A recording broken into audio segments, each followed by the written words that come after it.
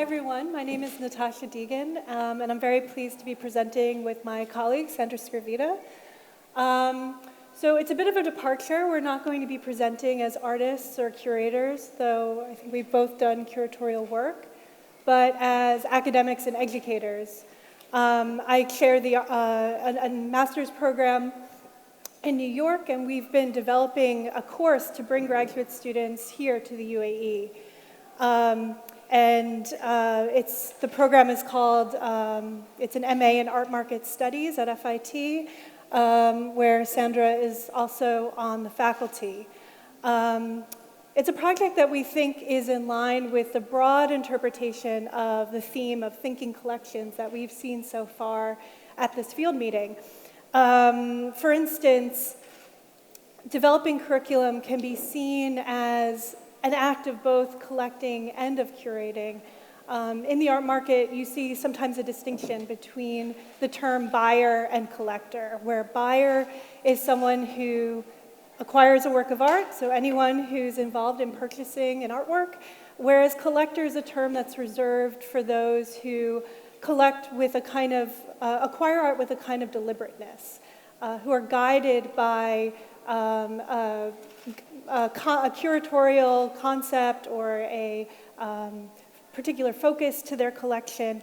And similarly, with developing curriculum, we too are exercising the act of selection, where we're choosing particular texts or artworks or referencing particular thinkers, but with a kind of deliberateness, where each text or thinker that we're engaging with is serving a function within the overall course. It's also an act of curating in that it's not just about the selection, but also about telling juxtapositions between these artworks, texts, thinkers, and so on. And so we wanted to discuss this course that we're developing, not only to solicit feedback, and this is, I think, the perfect venue to do just that, but also in this period of institution building, something that Laura mentioned this morning, and I imagine Pili will also be referencing in his talk. Certainly throughout Asia, we're in a period of extraordinary proliferation of art institutions, and this is a course that in some ways responds to one byproduct of this institutionalization, and that is the rise of the art tour. So as these art centers have grown in places like China, Hong Kong, and clearly here as well in the UAE, there's been intense interest in these dynamic regions, these new markets, these new art centers, especially from the West. And so you see museum groups and professional associations going on these kinds of art tours. And what we wanted to pose in contemplating this curriculum was whether there is space, whether there's an opportunity for a new model, one that privileges exchange and collaboration rather than the passivity that often comes with cultural tourism. We felt that this was particularly vital at this moment and particularly interesting here in the context of the UAE because of the history of higher education in this region, where institutions of higher education are products of or an extension of a colonialist project. So here are some key examples: the American University of Beirut, founded in 1866, the American University in Cairo, founded in 1919, and here in Dubai, much later, of course, but in 1995, becoming the first private institution of higher education in the UAE. And these are examples of, I think, something that Edward Said described, a phenomenon, to borrow Edward Said's words, and I'm quoting here: "Universities in the Arab world are generally run according to some pattern inherited from a former colonial power. The few promising students who manage to make it through the system are encouraged to come to the US and continue their academic work."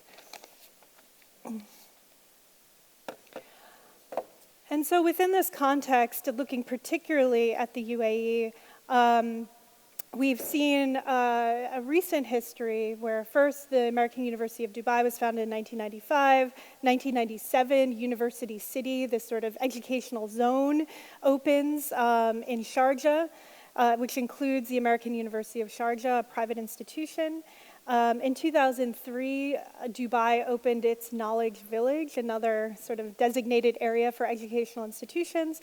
And in 2006, that educational zone, at least the higher education institutions within that zone, were relocated to a space called Academic City, which is currently here in Dubai and now houses 32 branches of foreign universities from all around the world.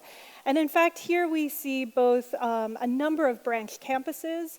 So 2/3 of the new universities founded in the Arab Middle East since 1993 are private. Well, that's as of 2009, so the numbers may have adjusted slightly, but still it speaks to the prevalence of private institutions, which are kind of divided into two camps here. One being international branch campuses, so for instance, NYU Abu Dhabi, or independent standalone American-style universities, so the one example of which would be the American University of Sharjah. Which brings us to the sort of underlying motivation for so many foreign institutions to open up locations here in the UAE. Branch campuses have different structures, so some are owned solely by a private university and thus can reap all of the financial benefits of operating in a new market, so to speak, or they can be jointly owned between a foreign university and a local partner. And actually there are some very complex arrangements where in some cases the building is owned by one party, the operations are overseen by another, and so on. And then there's, in some cases, significant support from local governments, and particularly this is true in Abu Dhabi, where NYU and also the Sorbonne are operating with significant support from the more oil-rich neighbor to Dubai, where we currently are. And so in thinking about bringing our students here and becoming part of this ecosystem, this higher education ecosystem, we were also thinking of the way in which we would fit into this landscape. You have a kind of higher education being deployed, being sort of used as a way of gaining resources, or at least that's the idea when many universities entered this space, that they could increase their number of students, perhaps get their tuition and fees, which can then support the activities of the home campus. So again, this sort of colonialist sort of structure. But at the same time, also increasing the global reach of the university as well as the visibility of their brand. One example would be Virginia Commonwealth University, which has not only entered this space, but also has seen a lot of development in their home campus in Richmond, Virginia. One interesting part of this, however, is that even though the idea was to provide educational programs and services to the population here and maybe even become an educational hub for students throughout the region, the reality is that there are actually very few students enrolled in these different branch campuses and programs that are Emirati. In fact, the vast majority are locally recruited international students, and thus there is a lot of competition among all of these different programs to reach qualified candidates. And so there have been some closures to some of these branch campuses as a result of the fact that that there are the number of students who have both the language ability and the interest in completing these degree programs are much less numerous than anticipated. And so it's a very interesting space in which to think about bringing students here. We have, our students are interested in participating in the art world, mostly the commercial art world. And so this gives them an opportunity to not only experience a new context, but also to look at an art ecosystem in a very holistic way. Where in the UAE, obviously we're in this gallery district here, but also to see institutions that are forging their identity, that are under construction, new foundations, new arts organizations, and yet how do we operate within this quite problematic educational space? Yes, every course of study is a collection of knowledge as such, and on one hand, and on the other hand, there is a structure that supports it or doesn't, and how that structure works. Numerous museums and university campuses in their buildings and in their holdings, from real estate to their collections, have memorialized the foundation of colonialism built on the expropriation of land and resources. So it's not at all unexpected that a stone thrown by Edward Said at the Canon landed on the roof of a Palestinian museum in Jerusalem, which opened, as you probably know, without a collection understood in usual terms. So no objects that have been purchased and displayed in those rooms. Instead, what usually is seen as a historical information was presented. Of course, a very well-known project, but a foundation for this project was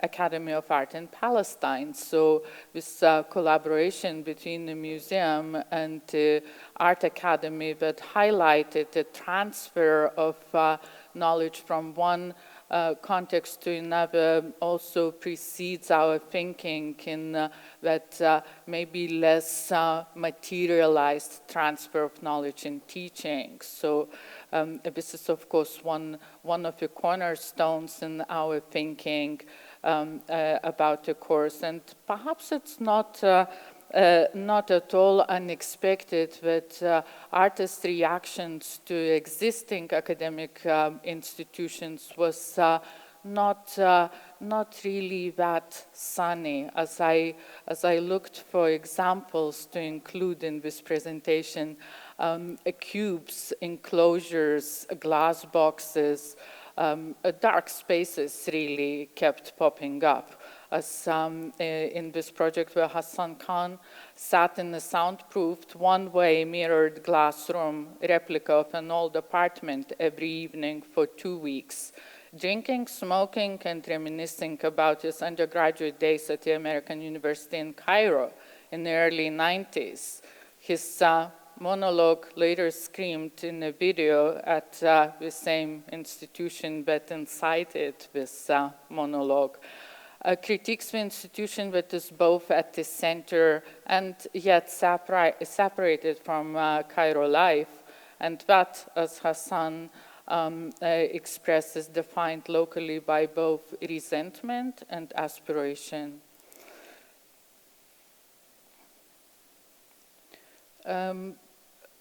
Content that produces the canon is another very shifty ground, and it's easy to talk about censorship of materials. It's easy to say that textbooks are not usable, and of course those of you who possibly work in this context would tell us more about it, and we look forward to it. But I, at first, when I saw this work in the exhibition, I thought, well, this might be another appropriation of a gesture of a censor that is aestheticized. But on the second look, I saw this overlay that is happening and the canon is changing. So for me, this work had two iterations, two discursive iterations really. Is beyond, I think that's why the artist chose to have two examples of the same, with great difference in gesture that produced a stroke. And another very important, I think, issue here is also the translation that happens in the transfer, where museum collection that is being loaned for a long term to another context, it will never return the same. This is something I've been thinking about, and even though we can translate language A to language B, translation back does not happen. Lyotard has written about it in Duchamp's Transformers, when this cut that is produced produces something else.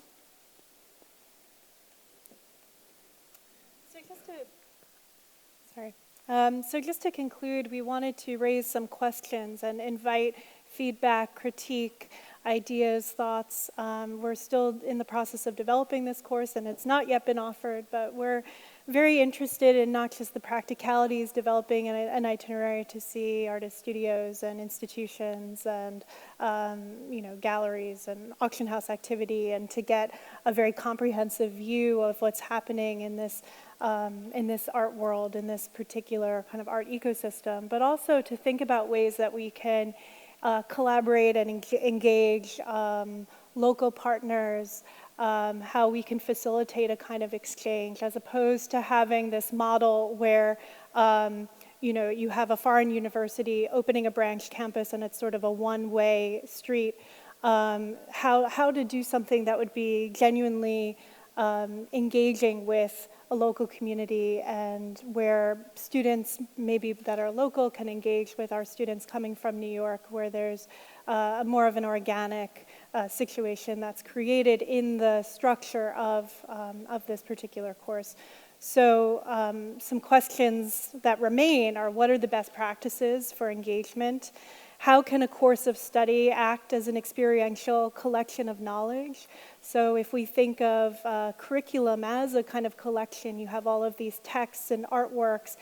We would want to engage with the contextual knowledge as well, situating what our students would see in a particular kind of political and economic context, but also to bring in a diversity of material for our students to engage with that would be food for thought, for further reflection. And so how can we create a series of experiences and put them in dialogue or contrast with texts that we would engage with both before and after this experiential field study? And finally, how can we represent an art ecosystem without submitting to the dominant mechanisms of knowledge production? How do we present ourselves, or how do we not create a dominant narrative but leave things open-ended and ambiguous and inviting of dialogue and discussion? How do we best pursue what we're trying to achieve with this course? And therefore, we can reverse Q&A at the end and ask the audiences, everyone around here, to give us feedback rather than ask us questions, because we actually don't have the answers yet. When we decided to come here, we came here not to present an accomplished work, but to start building that structure, and therefore it's not something that we have done. This is something that we want to do. Absolutely. And so hopefully in the discussion, and maybe even beyond that, we can invite a conversation and a dialogue with all of you and get your feedback and thoughts. Thank you.